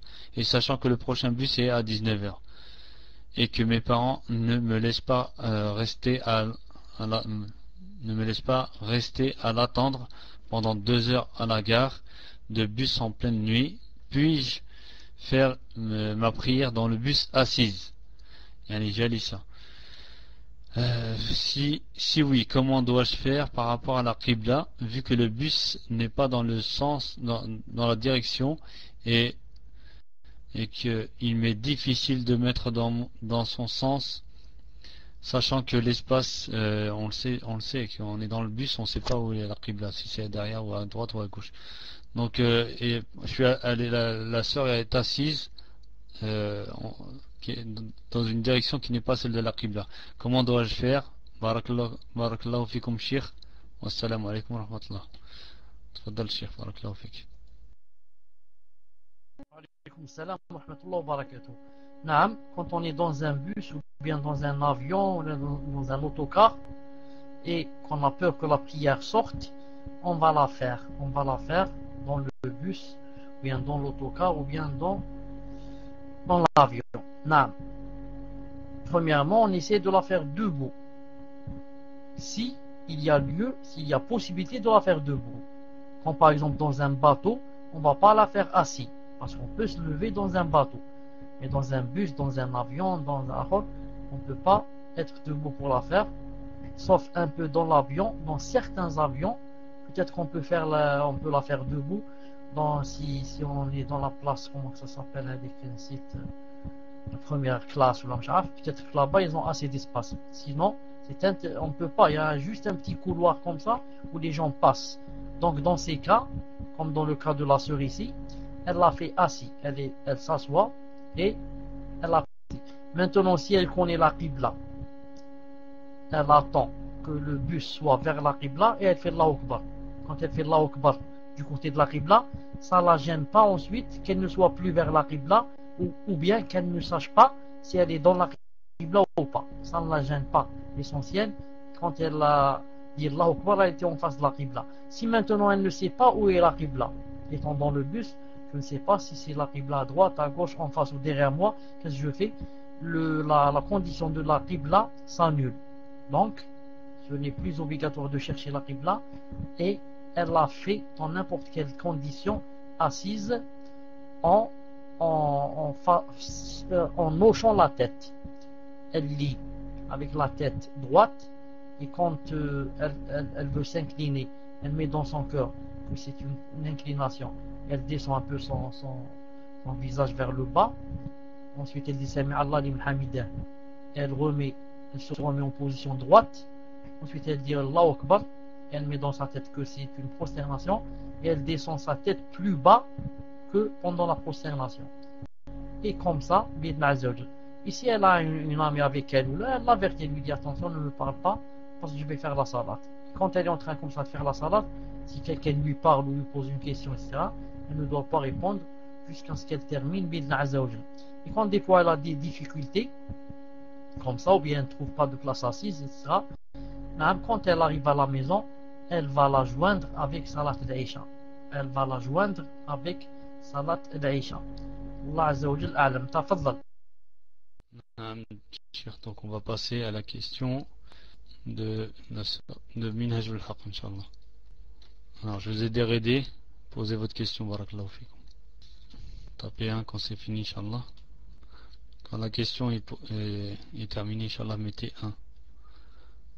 Salam alaikum wa rahmatullah. Pour commencer, si je peux me permettre, barakallahu fikum, patienter et éviter d'envoyer des nudges aux admis pendant le dars, au moins par respect pour le shir et pour les frères qui aident shir, parce que nous on fait que l'aider, on n'est rien nous.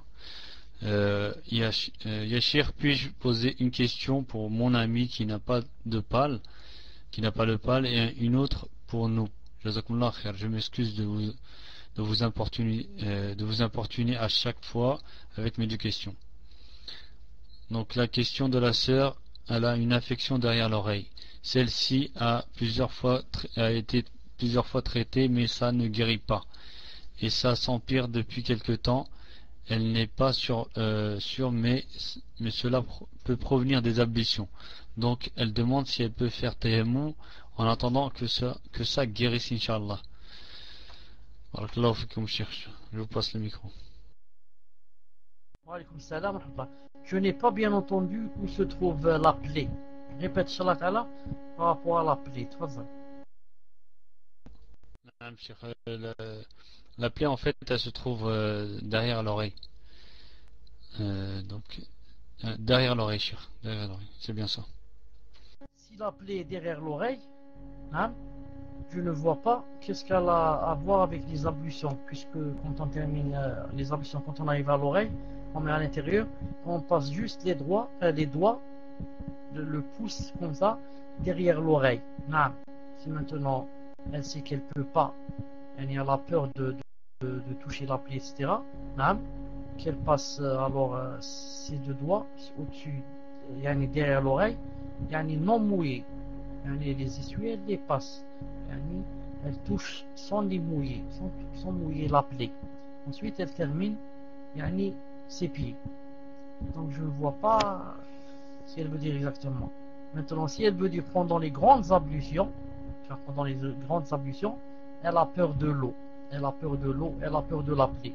Dans les grandes ablutions, elle peut laver seulement les parties où il n'y a pas la plaie.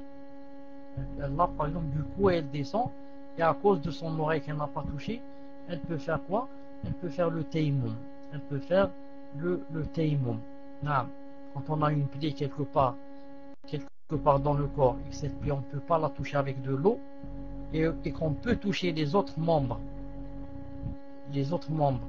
qu'on doit toucher avec l'eau pour les ablutions, dans ce cas, on laisse la plaie, on ne la touche pas, on touche les autres membres, on les lave, et quand on termine, on fait le tayammum juste pour la plaie, dans l'intention que c'est pour la plaie que je n'ai pas touché. Comme ça, on a joint entre les deux, on a joint entre les ablutions pour les autres membres et le tayammum pour la plaie. D'après la règle qui dit الميسور لا يترك بالمعسور. نعم الله عز وجل أعلم. نعم طيب تفضل. Donc je cherche une question. La sœur a demandé donc si elle pouvait poser sa question à elle, parce qu'elle a posé une question d'une sœur qui n'avait pas le PAL. Est-ce qu'elle peut poser la deuxième question ou pas? En vérité, on a dit ça tout à l'heure. Je vais lire la question suivante et vous répondrez tout à l'heure, Inch'Allah. Donc c'est une question, je vais vous la poser en français, Cheikh, et vous allez répondre, Inch'Allah, barakallahu fikum, en arabe, en darija. Donc ça rejoint une question qui a été posée tout à l'heure. Donc une musulmane commet-elle un péché en retirant son voile dans son lieu de travail ou lorsqu'elle va à l'école pour respecter la loi française ou un règlement intérieur de cette école-là, tout en sachant que ce sont des lieux où il y a la mixité. Alors comment réagir quand les parents, yani le walidain, insistent pour que leur fille retire le voile? Yani ils insistent pour qu'elle enlève son voile et qu'elle aille à l'école et qu'elle aille travailler. Yani c'est ce qui se passe beaucoup en France. Il y a des parents qui forcent leur fille à enlever le voile. Barakallahu fikum. Inch'Allah, répondez en darija. Jazakumullah khair, Cheikh. Qu'est-ce que tu veux dire ici par darija? En arabe algérien, dialectique, est-ce que c'est ça? Naam, bismillah ar-Rahman ar-Rahim, wa salatu wa salam, ashraf al-mursalin. الرسول عليه الصلاة والسلام يقول لا طاعة لمخلوق في معصية الخالق. يعني في الإسلام العظيم هذا تاع الله عز وجل اللي أمرنا باش نطيعوا الوالدين، واللي قال لنا باللي يعني أعظم طاعة بعد طاعة الله هي طاعة الوالدين، هو نفسه هذا الإسلام حرم علينا باش نطيعوا واحد كي تكون فيه معصية تاع الله عز وجل. والمرأة اللي تنحي الحجاب تاعها من أعظم المعاصي ومن أكبر المعاصي، لأنها راح تمنع نفسها من دخول الجنة، لأن النبي عليه الصلاة والسلام قال كاسيات عاريات لا يدخلن الجنة ولا يجدن ريحها.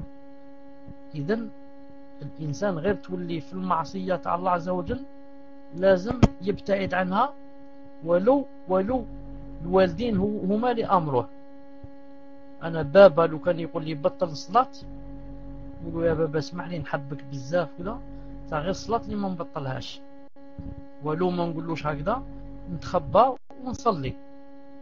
ونفس الشيء وكان جيت امرأة بابا يقول لي لازم تنحي الحجاب، نقول له أنا الحجاب ما نقدرش نحيه، لأن هذه عبادة بيني وبين الله سبحانه وتعالى، وغدوة كي نولي داخل النار مش انت اللي راح تسلكني ولا فرساني وضغط عليا، نديرو برا وما نديروش في الدار، ونديرو بالتخبيه ونديرو هكذا لكن ما نطيعش والديا في حاجة اللي راح تدخلني النار، لأن والديك غدوة ما يقدروش يسلكوك، وغدوة والديك يقول لك احنا واش تحب انت علاش تبعتينا، احنا قلنا لك هكذا ما لازمش تطيعينا، انت طعتينا ضبي راسك. هكذا يقول الشيطان ثاني يوم القيامة، يقول للناس انا ما قلتلكمش تبعوني بالسيف، انا قلت لكم فقط ديروا هذاك الحرام وانتم ما درتوه. هكذا يوم القيامة تشوفي روحك محرومة من الجنة، تبداي تقولي وكان عرفت ما نطيع لا بابا لا يما لا خالي لا جدي لا لا لا لا. فنطلبوا من الله سبحانه وتعالى يهدي هاد الوالدين اللي في عرض يحرصوا على أولادهم كيفاش باش يدخلوا الجنة، كيما راهم حارسين عليهم اللهنا باش يخدموا باش يجيبوا لهم الدراهم وباش يديروا لهم الدبلوم، كان جاو يحرصوا عليهم كيما هم حارسين على هذاك الشيء، يحرصوا عليهم على الجنة كيف باش يدخلوها، وعلى النار كيفاش باش يبعدوا عليها. معليش المرأة كي دير دراهم، معليش المرأة يكون عندها دبلوم، بصح تخمم على الجنة أكثر من اللي تخمم على الدبلوم. نعم، نسأل الله عز وجل يهدي الوالدين تاعنا ويخليوا أولادهم يعني يعبدوا الله عز وجل ويعاونوا أولادهم باش يدخلوا الجنة وما يكونوش غدوة في جهنم والعياذ بالله. نعم، تفضل إن شاء الله تعالى. dernière question. Donc on va passer à la question de tawakkul, Inch'Allah. Je vous enlève le raid. Et donc, Inch'Allah, pour la prochaine fois, une question par personne. Barakallahu fikum. Essayez de comprendre. Le cheikh, il n'a pas tout son temps. Donc on profite de son temps, Inch'Allah. Donc, essayez de comprendre aussi. Barakallahu fikum.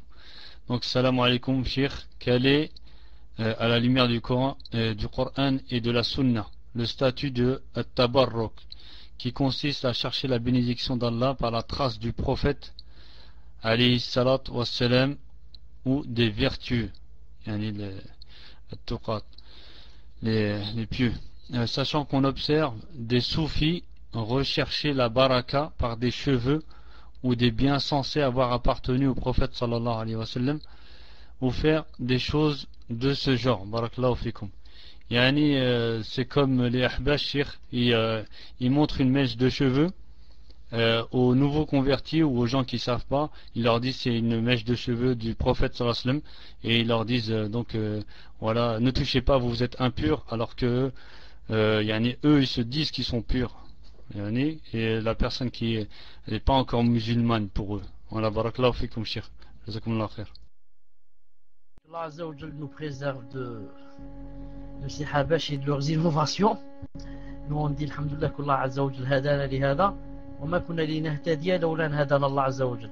Donc c'est une grande faveur Allah Azza wa Jal t'a choisi pour et fait de toi un salafi, une salafiyya masha'Allah qui suit le messager d'Allah et ses compagnons et les grands savants qui les suivaient. Al-Muhim, en ce qui concerne le tabarruk, il n'y a pas de baraka que dans ce que Allah Azza wa Jal a dit qu'il y a la baraka. C'est-à-dire que en islam on ne peut pas dire par exemple que telle personne a la baraka, je prends ses cheveux, etc. Sauf si, comme j'ai dit tout à l'heure, c'est Allah Ta'ala qui a dit, ou bien le messager d'Allah Ta'ala qui a dit qu'il y a la baraka. Comme par exemple le Masjid Al-Aqsa, il a dit barakna fihi, et comme ça. Al-Muhim, à part le messager d'Allah alayhi salam, il n'est pas permis de faire le tabarruk sur une autre personne, même si cette personne c'est un grand savant. C'est-à-dire si Ibn Taymiyyah rahimahullah était vivant, il serait interdit de prendre un cheveu de lui ou là quelque chose pour faire la baraka et tabarruk. Naam. Et ce qui appartient au messager d'Allah sallallahu alayhi wa sallam, il n'existe plus de nos jours comme ça, des mèches ou là ceci cela, à part certaines choses vraiment qui se comptent sur le bout de doigt, que certains disent qui se trouvent dans certains musées comme son épée, etc. Mais ce ne sont pas des choses qui se trouvent à la portée de tout le monde comme ça dans la rue. On te dit voilà une mèche, voilà ses ongles, voilà tout cela, ce n'est pas vrai et ça rentre dans le charlatanisme. Ce sont des choses avec lesquelles qu'on fait comme ça pour attirer des gens qui ne connaissent pas le din, c'est tout, qui ne connaissent pas le din. Le vrai tabarruk, si tu le veux, c'est que tu suives le messager d'Allah dans son comportement. Tu fais le siyam le lundi, jeudi, 13, 14, 15. Tu t'habilles comme lui, tu parles comme lui, tu fais la prière à l'heure comme lui, tu as un bon comportement avec les gens. Tout ça, c'est tabarruk que Allah Azza wa Jal aime, qui va rentrer au paradis. Sinon, toutes les autres choses, il faut s'en éloigner, bi'idna Azza wa Jal. Ensuite, je ne sais pas pourquoi je viens de voir ici un souhel en rouge qui est depuis tout à l'heure ici. Comment la femme musulmane pourra savoir que l'homme qui demande sa main est un homme bien? Yattaqillah, surtout pour une femme divorcée qui ne veut pas échouer une deuxième fois. Barakallahu fikum. La réponse, elle doit d'abord, Inch'Allah Ta'ala, faire la salat istikhara pour demander à Allah Azza wa Jalla de lui choisir. Deuxièmement, elle doit faire beaucoup de doigts. Et troisièmement, elle doit demander à l'entourage de cet homme. Elle doit demander à l'entourage de cet homme, aux gens qui le connaissent. Elle fait tous ses efforts et elle fait quoi? Elle fait, comment on dit ça? Elle fait, attendez, je connaissais le mot, je l'ai oublié. Donc, disons une petite recherche, une recherche. On fait comme ça, une petite recherche pour arriver à savoir qui est cet homme, qui est cet homme, il fréquente qui, quels sont ses défauts, est-ce que c'est le genre qui prie, est-ce qu'il prie à l'heure, etc. Surtout si c'est un deuxième mariage, elle ne doit pas se jeter. Elle ne doit pas se jeter vers le premier, ensuite elle va regretter si c'est un deuxième mariage. Maintenant, elle a déjà assez souffert, elle doit aller doucement, faire beaucoup de doigts à Allah et lui demander qu'il l'aide. Et elle, de son côté, elle fait une enquête b'idhn Azza wa Jal, et elle demande à son entourage de l'aider, de lui donner des conseils, Inch'Allah Ta'ala. Voilà, Inch'Allah Ta'ala, pour aujourd'hui. Je vous donne, Inch'Allah Ta'ala, rendez-vous Yom al-Arbi'a, mercredi, Inch'Allah Ta'ala, avec la Aqida et le das qu'on n'a pas fait la fois passée, et en vous laissant fi hifdillah Azza wa Jal. Je demande à Allah Azza wa Jal tout-puissant qui nous donne la sincérité, qu'il raffermisse nos cœurs et qu'il nous aide dans la da'wa, et qu'il nous aide dans cet islam, et qu'il fasse de nous des pieux, et qu'il nous donne la sincérité, et qu'il nous ouvre toutes ses portes, et qu'il éloigne de nous tout mal, et qu'il nous ouvre les portes de son paradis, et qu'il nous fasse mourir musulmans, et qu'il aide nos enfants et les nécessiteux de nous, et qu'il guérisse tous nos malades. Subhanakallahumma bihamdik, ashhadu an la ilaha illa ant, astaghfiruka wa atubu ilayk. Assalamu alaikum wa rahmatullahi wa barakatuh.